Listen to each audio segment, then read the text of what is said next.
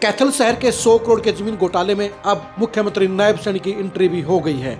ये भी कह सकते हैं कि कैथल के इस 100 करोड़ के जमीन घोटाले का कनेक्शन अब मुख्यमंत्री नायब सैनी के साथ जोड़ा जा रहा है। कैथल में हर जगह यही चर्चा है कि किसकी सह पर इस घोटाले को अंजाम दिया गया, किसकी सह पर इस घोटाले को हरी झंडी दिखाने का काम किया गया, किसके आदेश पर ब्यूरोक्रेसी ने आंखें मूंदने का काम किया, किसकी सह पर सारे नियमों का उल्लंघन किया गया और किसके आदेश पर, किसकी सह पर इस घोटाले में कोई कार्रवाई नहीं हो रही है और किसकी सह पर इस घोटाले में सभी पार्टियों के नेताओं ने मुंह बंद करने का काम किया। नमस्कार, मैं हूं कुलदीप सुरान। आज हम चर्चा करेंगे कैथल के बहुचर्चित 100 करोड़ के जमीन घोटाले की। कैथल में डीसी हाउसिंग सोसाइटी के 100 करोड़ के घोटाले को 5 दिन हो चुके हैं, लेकिन सरकार के पास घोटाले की सारी इंफॉर्मेशन, सारी सूचना जाने के बाद भी अभी तक कोई कार्रवाई नहीं हुई है। साफ तौर पर नजर आ रहा है कि अफसरों की मिलीभगत के चलते 100 करोड़ से ज्यादा की जमीन को कौड़ियों को भाव बेच दिया गया। सबसे बड़ी बात यह है कि इस घोटाले के अंदर अब नायब सैनी की एंट्री हो गई है, नायब सैनी का कनेक्शन जुड़ गया है। कैथल शहर के अंदर आपको जगह जगह ये चर्चा मिल जाएगी कि इस मामले में कहीं ना कहीं नायब सैनी की भी एंट्री हो चुकी है, उनका भी योगदान है, उनका भी रोल है। कहा जा रहा है कि नायब सैनी जब सांसद थे उस समय ही उनकी इस जमीन पर नजर थी, उस समय भी ये डील करना चाहते थे, लेकिन तत्कालीन मुख्यमंत्री मनोहर लाल खट्टर की वजह से यह डील सिरे नहीं चढ़ पाई, क्योंकि मनोहर लाल खट्टर के शासनकाल में इस तरह के कोई घोटाले होने की संभावना नहीं थी। मनोहर लाल खट्टर इस मामले में पाक साफ थे, मनोहर लाल खट्टर इस मामले में पूरे सख्त थे और इसलिए उस कार्यकाल में कोई भी नेता इस डील को सिरे नहीं चढ़ा पाया। और ऐसे में अब नायब सैनी के मुख्यमंत्री बनने के महज 6 महीने के अंदर ही इस 100 करोड़ की जमीन का बंदरबाट का कारनामा कहीं न कहीं नायब सैनी को भी सवालों के घेरे में खड़ा करने का काम कर रहा है। अब आप ही बताइए, जब ये बात जग जाहिर हो चुकी है कि कैथल में 100 करोड़ का जमीन घोटाला हुआ है, सरकार के पास सारी इंफॉर्मेशन भी पहुंच चुकी है, लेकिन क्या वजह है कि नायब सैनी ने अभी तक इस घोटाले के ऊपर कोई एक्शन नहीं लिया है? क्या कारण है कि नायब सैनी ने इस मामले में कोई जांच कमेटी नहीं बिठाई है? आखिर क्या वजह है कि इस घोटाले पर आंखें मूंद ली गई हैं और इस घोटाले को साइडलाइन कर दिया गया है, उसे पाक साफ करार दे दिया गया है?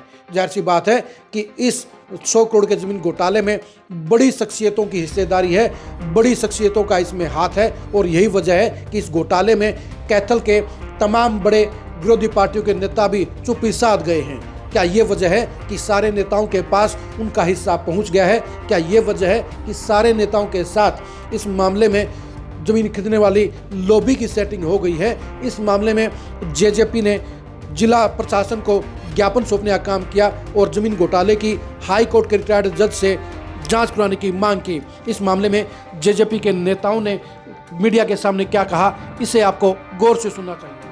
जी सर, क्या कुछ कहना चाहेंगे इस घोटाले को लेकर? देखिए धर्म जी, आज हमारे जो कार्यकारी अध्यक्ष हैं रणदीप कौल जी और हमारे प्रभारी हैं अवतार चीका जी, सभी सीनियर साथियों को साथ लेकर के दुष्यंत जी के आदेशानुसार आज हमने डीसी मैडम को एक ज्ञापन सौंपा है। जो पिछले दिनों कैथल के अंदर इतना बड़ा घोटाला जो बिल्कुल प्रशासन की मिली भगत के साथ जो किया गया है, उसको लेकर के आज हमने डीसी मैडम को ज्ञापन सौंपा है कि मुख्यमंत्री के नाम कि इस जो ये बोली दी गई है इसको रद्द किया जाए। जो आम जनमानस है, जो इसके मेंबर्स थे जिनसे नहीं पूछा गया, उनकी कोई राय नहीं ली गई, तो उनकी राय लेके ही ये बोली करनी चाहिए थी। और सबसे जो 3 फैक्ट इसके अंदर हैं धर्म जी, वो सबसे बड़े फैक्ट ये है कि जब भी कोई बोली होती है, कोई बीट देनी होती है, कोई बोली देनी होती है, तो उसका सबसे पहले जो विज्ञापन होता है वो लोकल अखबार के अंदर, सोशल मीडिया के अंदर या न्यूज़ चैनल्स के अंदर देना होता है। और उसकी जो तिथि होती है वो 1 महीने की होती है। किसी भी लोकल अखबार के अंदर इस जो ये बोली थी, इसकी तिथि या इसकी अनाउंसमेंट बिल्कुल नहीं दी गई। कोई चंडीगढ़ के 2 अखबार थे, लोकल अखबार, जिसके अंदर इसकी बोली दी गई थी। और दूसरी जो इसके बोली का जो समय होता है वो लगभग 1 महीने का होता है, वो भी इन्होंने सारा 5-6 दिन के अंदर ही जल्दी ये करवा के, फॉर्म भरवा के और उसकी बोली दी गई है। और जब बोली दी जाती है, बोली पूरे दिन की होती है। वो बोली भी प्रशासन में जहाँ इन्होंने एसडीएम को यहाँ पर नियुक्त किया हुआ था, उन्होंने मात्र 2 घंटे की बोली करवाई है।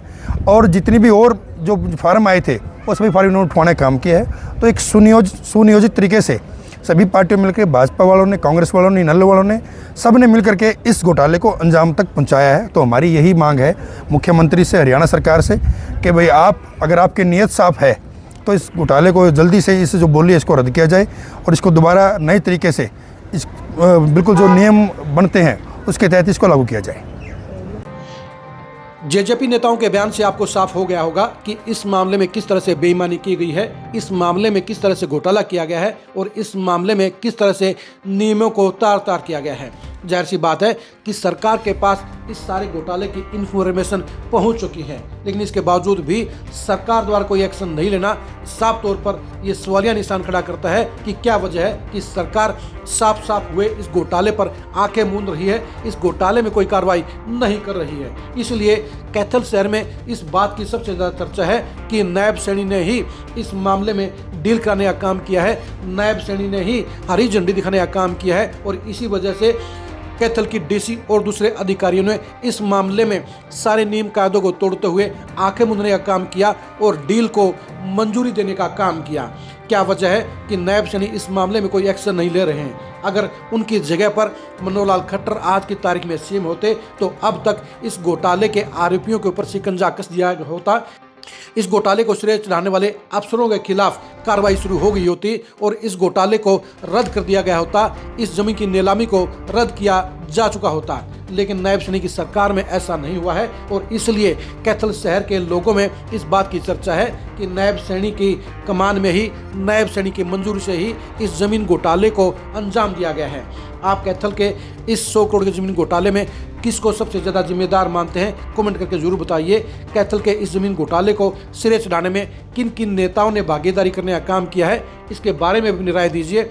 अगर मुख्यमंत्री नायब सैनी इस मामले में पाक साफ हैं तो उन्हें तुरंत प्रभाव से इस जमीन घोटाले की नीलामी को रद्द करना चाहिए, इस जमीन घोटाले को मंजूरी देने वाले अफसरों के खिलाफ कार्रवाई करनी चाहिए और कड़े एक्शन के जरिए इस जमीन घोटाले में अपने आप को पाक साफ करार देना चाहिए, साबित करना चाहिए।